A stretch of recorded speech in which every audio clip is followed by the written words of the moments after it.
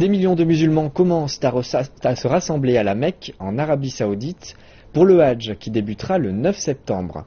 Le Hadj est l'un des 5 piliers de l'islam et les musulmans pratiquants se doivent d'effectuer le pèlerinage au moins une fois dans leur vie, s'ils en sont capables financièrement et physiquement.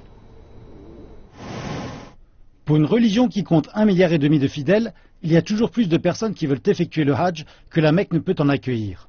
La ville sainte accueille 20 millions de visiteurs par an, dont 3 millions pendant le pèlerinage annuel.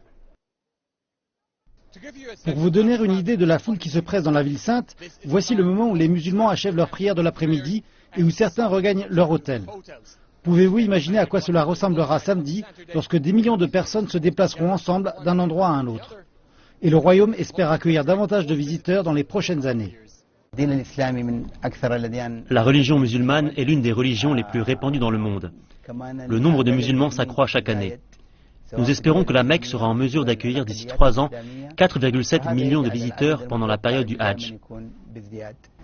Le plan ambitieux du royaume inclut l'expansion des mosquées saintes, l'élargissement des routes et la construction de voies ferrées et d'autres infrastructures de transport. La première phase de ce méga développement devrait coûter 120 milliards de dollars.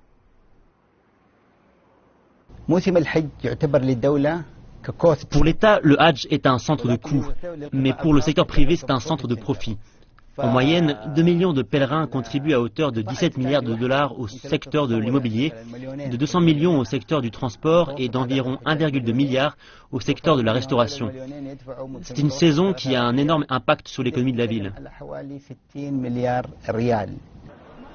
La mosquée sainte a déjà été élargie de 3,5 millions de mètres carrés. Sa capacité a bondi de 600 000 fidèles à 2 millions. Mais chaque année, davantage de pèlerins continuent d'arriver.